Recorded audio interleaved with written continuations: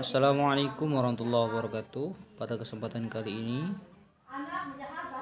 saya akan menyampaikan materi terkait dengan pelajaran ibadah haji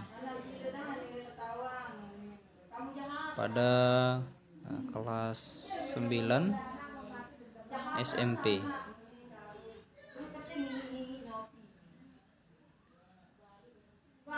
Baik, sebelumnya perkenalkan, saya Khairul Majdi dari PAI semester 7 kelas E.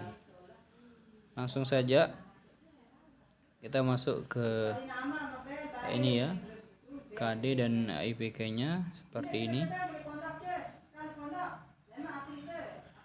Ya, 1.9 meyakini bahwa perintah berhaji adalah perintah dari Allah. Kemudian IPK-nya memahami pengertian ihram, mengetahui penjelasan dari wukuf di Arafah, kemudian turunan-turunannya seperti tata cara mabit di Musdalifah, melempar jumroh, mencukur rambut. Nah, itu turun-turunannya ke bawah.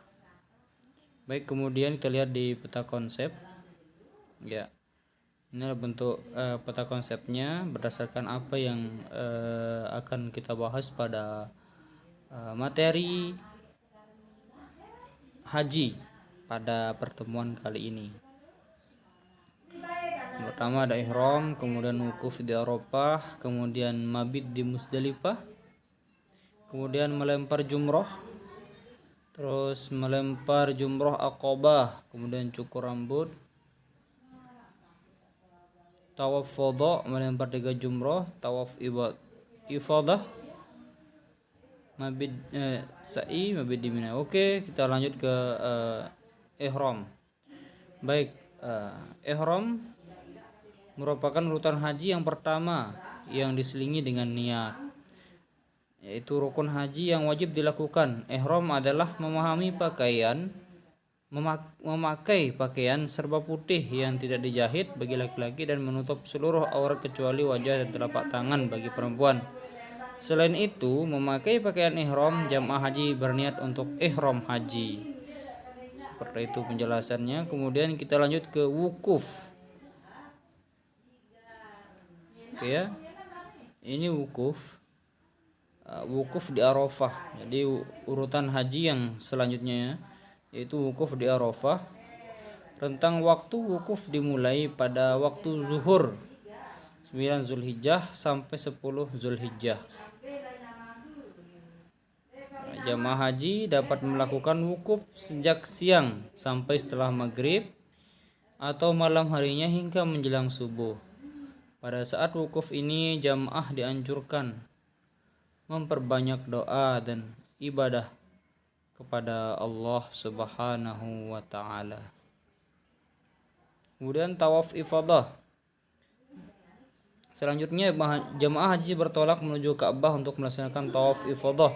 Para jamaah haji mengelilingi Ka'bah sebanyak 7 kali sambil membaca talbiyah. Sebelum tawaf, membaca niat terlebih dahulu. Saat membaca talbiyah, laki-laki disarankan bersuara yang nyaring, sedangkan perempuan disarankan lirih. Pelaksanaan tawaf dimulai tengah malam pada 10 Zulhijjah sampai kapan saja. Lebih utama dilaksanakan pada hari-hari tasyrik. Itu untuk tawaf ibadah. Kemudian selanjutnya sa'i. Ya. Sa'i merupakan urutan haji yang selanjutnya setelah tawaf.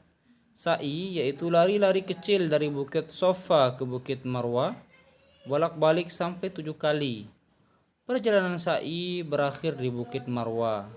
Sa'i diawali dengan membaca niat, lalu dari Bukit Sofa menuju lampu hijau pertama dengan berjalan kaki biasa. Kemudian dari lampu hijau pertama ke lampu hijau kedua berlari-lari kecil. Kemudian menuju Bukit Marwah dengan berjalan kaki biasa. Itu untuk sa'i. Kemudian kita berlanjut ke mabit di Musdalifah.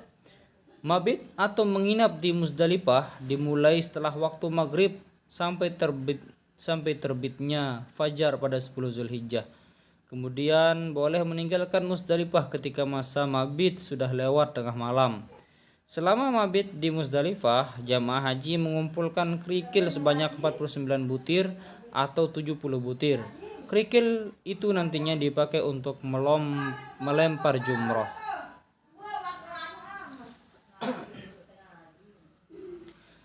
Selanjutnya yaitu melempar jumroh Aqabah.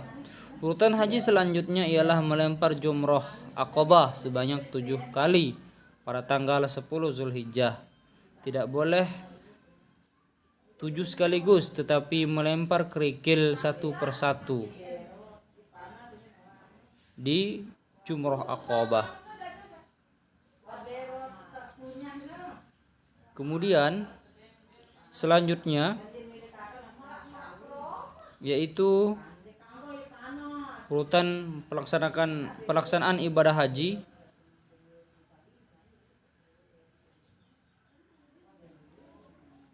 yaitu mencukur rambut. Usai melempar jumroh Aqabah, jemaah haji melanjutkan dengan mencukur rambut minimal 3 helai. Diperbolehkan juga bagi jemaah yang ingin mengguntulkan rambutnya. Ini sering sekali kita saksikan di televisi atau di buku mata pelajaran dan lainnya terkait dengan mencukur rambut. Kemudian kita lanjut saja, yaitu urutan ibadah haji terkait dengan melempar 3 jumroh. Urutan haji yang selanjutnya yaitu melempar 3 jumroh pada hari tasyrik, yaitu 11, 12 dan 13 Zulhijjah. Tempat melempar jumroh ada 3, yaitu Jumratul Ula di dekat arah Haratul Lisan. Jumroh Wusta berada di antara Jumroh Ula dan Jumroh Aqabah. Sementara Jumroh Aqabah berada di perbatasan Mina dan Mekah. Prosesi pelemparan bad'u ketiga jumrah tersebut harus berurutan sebagai jika tidak urut maka wajib mengulang dari awal. Apabila jamaah sedang sakit maka lontar jumrah bisa diwakilkan. Kemudian mabit di Mina. Mabit di Mina dilakukan pada malam 11, 12 dan 13 Zulhijjah.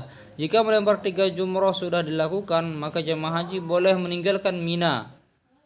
Nafar atau meninggalkan Mina dibagi menjadi 2, yaitu nafar awal dan sani. Nafar awal itu menginap selama 2 malam di Mina, sementara nafar sani bermalam selama 3 malam. Rasulullah dulu melakukan nafar sani, yaitu menginap 3 malam.